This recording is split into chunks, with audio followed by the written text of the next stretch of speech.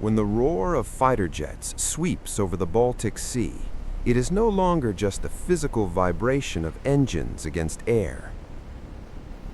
This vibration is the herald of a new era, announcing the most profound transfer of power in the history of human warfare.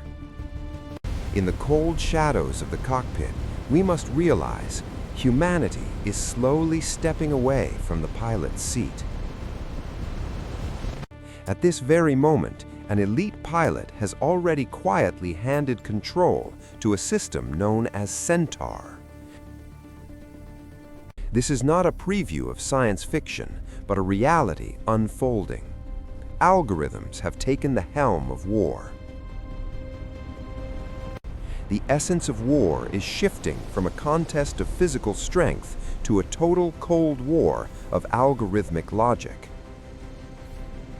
It all begins with a mechanism known as reinforcement learning, giving machines the instinct to evolve. This mechanism doesn't force a machine to memorize manuals. It allows it to find the laws of victory within a digital void. It achieves nirvana through billions of self-played trials. Every crash is a stepping stone to the next perfect kill. Developed by Helsing, the Centaur system covered 50 years of human evolution in just a matter of days. It possesses the experience of 50 years without the biological burden of fatigue or the primal instinct of fear. It has mastered treacherous tactics beyond the imagination of any human instructor, maneuvers that defy biological limits. The significance of this evolution is clear. Experience is no longer limited by lifespan, but by the granularity of computing power. Algorithmic Cold Wars are silent, but every iteration changes the lethal odds of the future battlefield. However, piloting a jet is just the tip of the iceberg.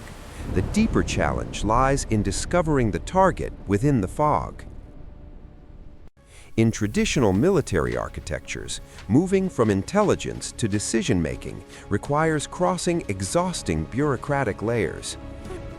This rigid flow from J2 to J5 to J3 is proving to be dangerously heavy and slow in the face of massive data.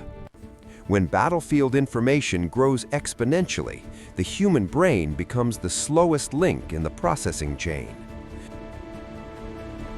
Thus, decision support systems were born. They do not replace humans, they become an extension of the commander's mind.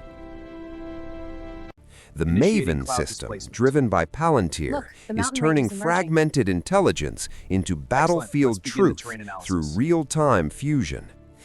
It melts satellite imagery, social media, and intercepted calls into a single lethal trajectory of action.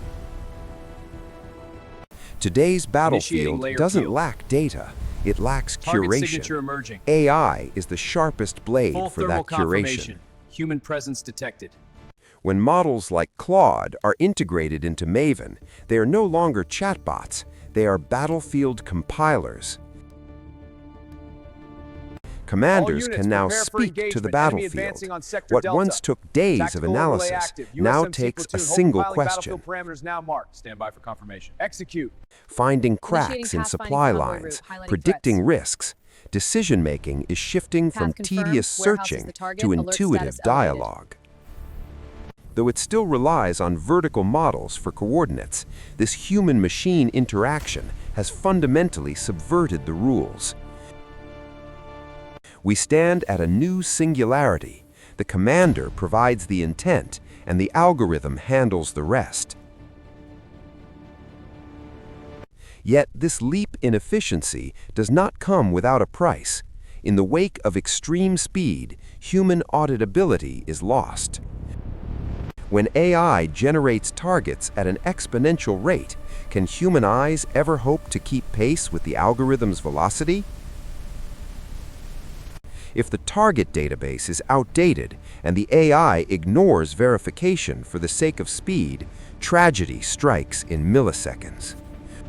The root of civilian casualties often isn't AI malice, but its emotionless, obsessive pursuit of absolute efficiency.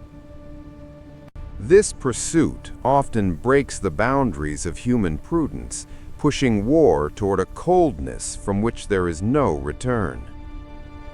This obsession with speed is most exposed in drones, stripping the opponent of any time to react. When electronic jamming cuts the remote link, the drone is no longer a puppet. It is injected with an autonomous will. Terminal guidance allows the machine to lock onto its prey through visual AI recognition, even in the silence of disconnection. This is the final surrender of power.